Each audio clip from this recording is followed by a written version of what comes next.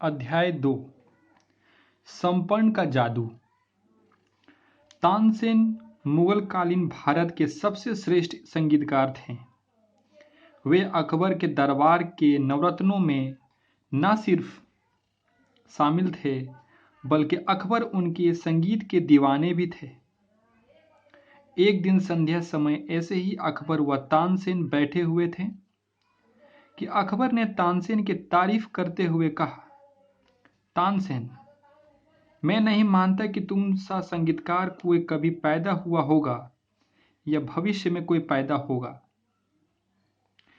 यह सुन तानसेन ने जोर से हंस दिए और हंसते हुए ही बोले, आप भूत और भविष्य के बाद क्या करते हैं महाराज? अभी मेरे पूज्य गुरु हरिदास मौजूद हैं और इनके संगीत के सामने मेरा संगीत कुछ भी नहीं। अकबर यह सुनते ही बुरी तरह चौंक गए। उन्होंने दृढ़तापूर्वक कहा, यह तो हो ही नहीं सकता। शायद तुम्हारे गुरु हैं इसलिए तुम्हें ऐसा लग रहा है। तानसेन ने कहा, नहीं महाराज, मैं जो कह रहा हूं वह बात 100% सही है। इसमें गुरु प्रभाव तनिक भी नहीं। मेरे गुरु हरिदास वास्तव में मुझसे कई गुना प्रतिभावान हैं। लेकिन अकबर को अब भी विश्वास नहीं हो रहा था। उन्होंने तत्क्षण तानसेन से कहा, ठीक है, तो उन्हें दरबार में बुला लाओ। मैं उनका संगीत सुनना चाहता हूं। तानसेन हंसते हुए कहा, वे दरबार में कभी नहीं आएंगे। उनका संगीत सुनना हो तो हमें ही उनके वहां जाना पड़ेगा।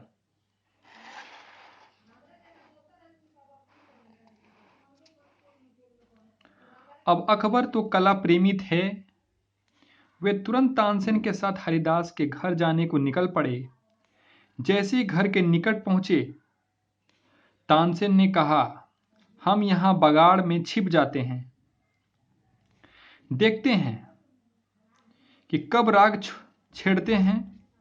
अकबर बोले, अरे हम यहां इंतजार क्यों करें? तुम जाकर उनसे कह दो कि महाराज स्वयं पधारे हैं और आपका संगीत सुनना चाहते हैं। तानसेन ने कहा, यह नहीं हो सकता महाराज। उन्हें आपके आने जाने से कोई फर्क नहीं पड़ने वाला। वे तो अपनी मर्जी से अपने समय पर ही राग छेड़ेंगे। अब तो कुछ किया नहीं जा सकता था। अकबर को हरिदास का संगीत सुनना ही था, सो चुपचाप तानसेन के साथ बगाड़ के पीछे छिप गए और हरिदास के राग छेड़ने का इंतजार करते रहे। उधर मध्यरात्रि को हरिदास ने आलाप छेड़ा और छेड़ा तो ऐसा छेड़ा कि अकबर स्तब्ध रह गया। उनकी आंखों से आंसू बहने लगे। बात तानसेन की 100% सही थी। तानसेन का उसके गुरु से कोई मुकाबला हो ही नहीं सकता था।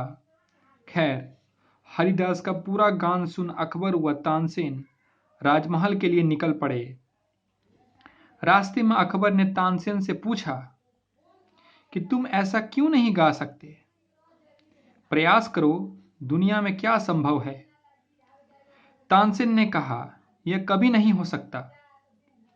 अकबर ने चौंकते हुए पूछा, क्यों? तानसेन ने कहा, बात प्रतिभा या प्रयास की है ही नहीं, क्योंकि मैं दरबार में आपकी जी हुजूरी में गाता हूं। मुझ में गुरु वाली बात आ ही नहीं सकती। मनुष्य जो कार्य अपनी मस्ती में और सिर्फ अपने लिए करता है, उसकी बात ही अलग होती है। सार, यह अक्सर देखा गया है कि व्यक्ति प्रतिभावान भी हो, प्रयास भी कर रहा हो, पर बात नहीं बनती। क्यों? क्योंकि मनुष्य अपनी प्रतिभा का उपयोग अक्सर दूसरों पर रुआब झाड़ने हेतु करता है या दूसरों की जी हुजूरी में अपनी प्रतिभा का गला घोट देता है। मनुष्य प्रयास भी सम्मान व समृद्धि पाने हेतु ही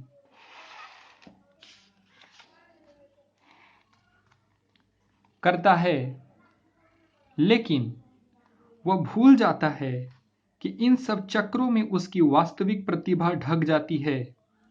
यह ध्यान रख लेना कि जिन्होंने भी ऐतिहासिक सफलता पाई है, उन्होंने अपनी प्रतिभा अपनी मस्ती हेतु अपने पे ही निछावर करके पाई है, और इस कारण उनकी प्रतिभा कुछ ऐसी निखरी है कि पूरे विश्व ने उसकी प्रतिभा को सलाम किया है।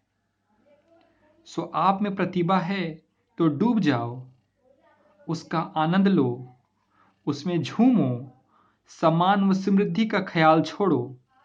वह तो आपके द्वार अपनी प्रतिभा की मस्ती में डूबने मात्र से पीछे पीछे चले ही आएंगे। धन्यवाद।